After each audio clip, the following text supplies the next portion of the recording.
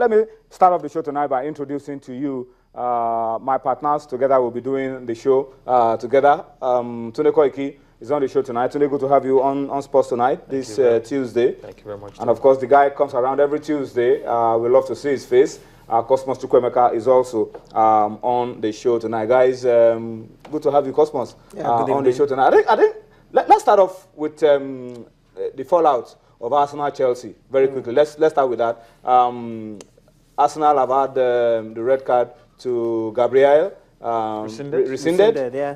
And instead, he's still facing a charge for misconduct after he was given a red card. Exactly. Why he reacted the way he reacted, but no, for failing to leave the pitch. Yeah, the way he reacted. That's what I'm saying. So we will find out if now that the red card is gone, there wouldn't have been any reaction in the first place. But he still has to answer to the misconduct because he's been charged by the FA. And then, interestingly, Diego Costa is to miss 3 games. Yeah, basically, that just it. Justice for Arsenal fans? Well, they've lost the 3 points. Well, I wouldn't say justice for football, actually. I think justice for football. As far as I'm concerned, McDean, like Yemi said this morning on the show, used a sledgehammer to kill an ant. That's what I feel. I felt that red card. Yemi is an Arsenal fan, so you can. I'm an Arsenal fan too, but I'm an Arsenal fan. But then, me that question. Okay, I'm asking you. Well, but I think we would all agree that what happened in that match was very unfortunate. It really changed the complexion of the match. And then Gabriel Paulista, yeah, he was trying as much as possible to defend his teammates, and actually got into the thick of things. But let me come to you, Tunde, now, because this guy's an Arsenal fan, so we can't get something very objective from him. No. A lot of people are also saying, look, the reason the referee gave Gabriel the red card was not because of his initial reactions to Diego Costa. Yeah. It was because of the kick. Yeah, exactly. And that was why he got the red card. That was because of the kick. So why a lot of people are angry is that the referee saw the kick.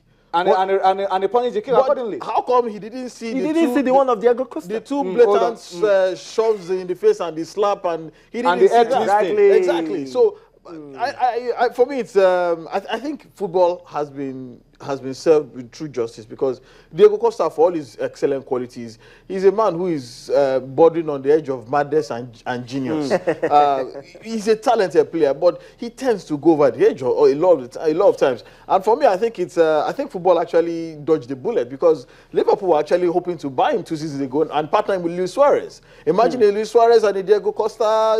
You have biting and kicking and headbutting. If someone is not biting, someone is headbutting. I mean, players would have been wearing full body Kevlar armor just to defend themselves from these players. But I think Mike Dean didn't do himself justice, and refereeing has been coming under tremendous scrutiny this season, particularly because a lot of the calls are not only in the EPL, but also in Nigeria, in Africa, everywhere. Remember the friendly match with Nigeria against Niger, the back pass, the blatant black pass by the Nigerian that Ahmed Musa got. That was a clear goal, but was suddenly disallowed. So refereeing is coming under intense scrutiny all over the world. And thankfully, the FA in England is leading this kind of scrutiny with retroactive actions like they've done. And I'm happy that justice has been served, both for Arsenal. Chelsea fans will not agree because they want to defend. Only a few wouldn't agree with Costa's punishment. Well, because of the cameras that picked him and all the air tweeting that he was doing. That wasn't good for football at all. So only a few. Only a few Arsenal fans, I beg your pardon, Chelsea fans will want that to happen in a football game. A few will defend him. I mean, as some fans will do, but that was even coaches are defending him. Harry Redknapp is defending that. Look, everybody should get on with the game. That's the way he plays. The principle that they are playing on is that everything is fair in warfare. Exactly. But then it spoils the beautiful game of football because there's fair play. You have to abide by certain rules in the game. And of course, the angle of the fact that against Manchester City, he was kicked. He was really wrestled on. He was. They fell him down. They kicked him and all, and the referee did not do anything. So why is everybody talking about this one? But then, but then 2 wrongs don't make it right. 2 wrongs don't make it right. The fact that truth he was has to be kicked, said. and then he was manhandled in one game. Shouldn't mean and it wasn't. And those who do the weren't punished doesn't mean they should get away with murder. Trouble for Chelsea actually, because the team doctor Eva Canero too has also left the club. That's breaking news again today. Yeah, that's true. There's plenty that's going down in Chelsea behind the scenes that we are not really aware of.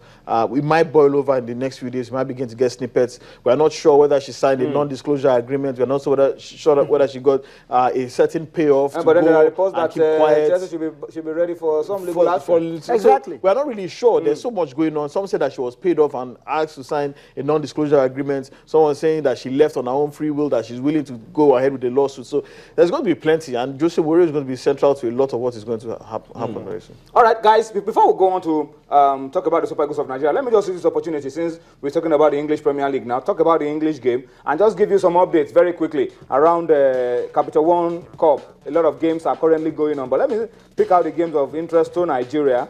And the first one that jumps at me is Middlesbrough, 3-0 up over Wolves. They are 3-0 up over Wolves. And guess who the captain of Wolves is on the night? It's Carl Ikeme of Nigeria. So he's already considered 3 goals today in that game. But for the Super Eagles, he's kept a clean sheet all through. And we hope that this goal conceding habit stays at Wolves. There's a Dominic Iyofa Jr. There's a Dominic Iyofa Jr. there as well. Wolves as well. All right, but that's the story. Wolves are down by 3 goals, and Carl is in goal for Wolves.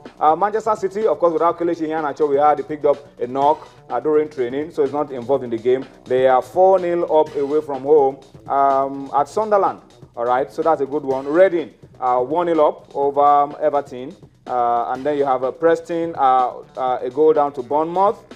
Leicester and West Ham 1-1 as it stands. And of course for West Ham, you know, we have our jewel, Victor Moses, who is coming back to his best. Hull City are 1-0 up over Swansea.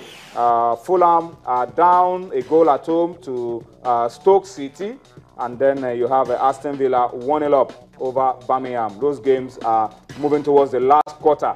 All right, so that means in another 15 minutes or thereabout, we should be able to give you full-time scores and of course reflect on how well some of these Nigerians performed for their clubs on the show. All right, guys, I think that's just a quick update from England. Let's come home now and talk about the Super Eagles of Nigeria. It's no longer news that Nigeria will be playing 2 friendly games in Belgium in October. We'll be playing Congo Democratic Republic, we'll be playing Cameroon, of course, in Belgium in October. October 8th, we'll be playing Congo Democratic Republic, and today the Nigerian Football Federation named that venue for the game, Stade du Tendru de Mon. That's where that game will be played. And of course, on the 11th of October, we'll be playing Cameroon at the Stade Van Roy de Dendelou. All right, so these are the venues for those 2 games that will be played in October. But before we talk about that, gentlemen, a lot of people have been saying a lot of things about the quality of the teams we're playing and the reasons why we're not playing in Nigeria. We played Niger in Nigeria, for God's sake. All our friendly games can't be in Nigeria. We have to play some abroad because the coach feels it's central for all those players who are applying their trades abroad. Yeah, I think that's just common sense anyway. I mean, you can't play, even Brazil doesn't play all these all their friendly matches in Brazil. They play a lot of them in the Emirates Stadium in London because it's central for not only their players but for their opponents as well. So, I mean, it's ridiculous for anyone to feel that we should play all our friendly matches at home. Now, the quality of the teams that we are playing, you know, we are building a new team. Jumping into the deep end of the pool at this point in time will be particularly foolhardy because it'll be particularly bad for morale if the Super Eagles get on the wrong end of a 6-0 or an 8-0 hiding, God forbid. No, but can we say Congo isn't good? That's a Nations Cup semi-final team. Yeah, exactly. So, I mean, as far as, you know, Africa is concerned. And a lot of quality players playing their football in Europe as well. Yeah. A lot of people forget that actually Congo Democratic Republic was annexed by Belgium.